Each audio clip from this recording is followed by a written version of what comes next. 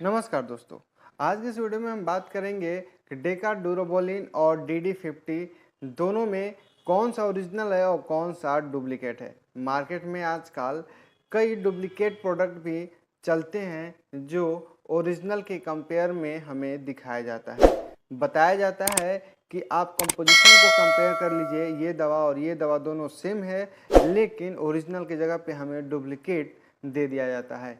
तो हम कैसे समझे, कुछ ऐसे मेडिसिन के बारे में हम आज की वीडियो में बताएंगे कि जिसका कॉस्ट तो बहुत ही ज़्यादा है जो कि ओरिजिनल है, साथ में जो डुप्लीकेट बनाया जाता है उसका कॉस्ट थोड़ा कम होता है, वो इफेक्टिवनेस उसकी कम होती है और उस पर प्राइस भी सेम ही लिखा हुआ रहता है, लेकिन ये कम दाम में ही मार्केट में आता है, लेकिन इसे प्रिंट प्राइस पे बेचा जाता है, जिसे हम लोग बोलते हैं जेनरिक मेडिसिन।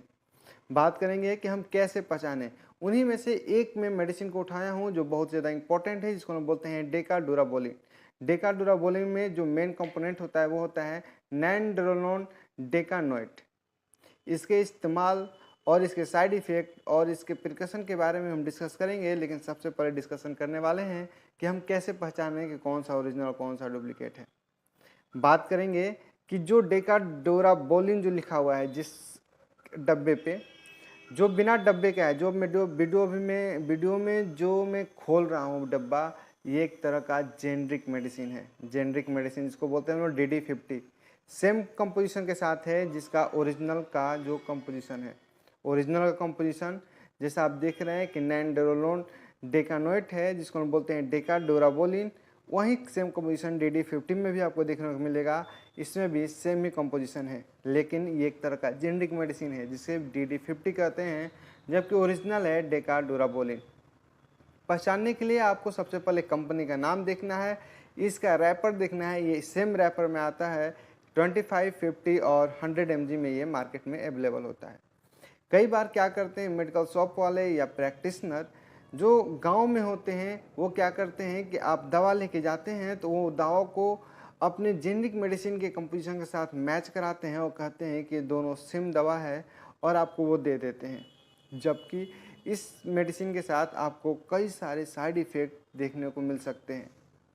इसीलिए ये एक अवेयरनेस वीडियो आपके लिए मैंने बनाना उचित समझा कि आप समझ सकें कि कौन सा ओरिजिनल है और कौन सा डुप्लीकेट है। अब साथ में बात करेंगे कि ये हमारे बॉडी में किस तरह से काम करता है और इसके फ़ायदे क्या हैं, इसके नुकसान क्या है।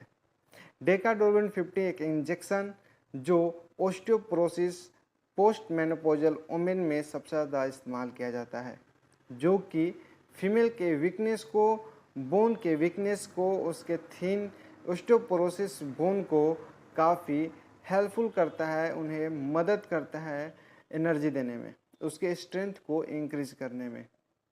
बात करेंगे साथ में कि ये इसके जो साइड इफ़ेक्ट हैं वो कौन से साइड इफ़ेक्ट हैं। जैसे इस इंजेक्शन को लगाने से एडिमा हो सकता है। एडिमा बोले तो लेग में स्वेलिंग हो सकता है, एंकल या फीट में स्वेलिंग हो सकता है, जिसे हम लोग फ्लूइड रिटेंशन बोलते हैं। साथ में नोजिया, एक्ने, ब्रेस्ट एनलार्जमेंट भी हो सकता है। तो ये सारी समस्या हमें देखने को मिल सकती है। अब बात करेंगे कि हमारे बॉडी में किस तरह से काम करता है। ये जो डेकाडुराबोलिन है ये एक तरह का एनाबॉलिक स्टेरॉयड है जो मेल हार्मोन टेस्टोस्टेरोन से मिमिक करता है, मतलब उसका हमशक्ल है। अब ये क्या करता है कि हमारे बॉडी के अंदर जो बोन होता है, जो बोन थिन और फ्लेजाइल हो जाता है ओस्टियोपोरोसिस की वजह से, उसको ये स्ट्रेंथ देता है, उसको ताकत देता है, जिससे हमारे बॉडी में एनर्जी बनती है, हमें हिम्मत आता है काम करने का।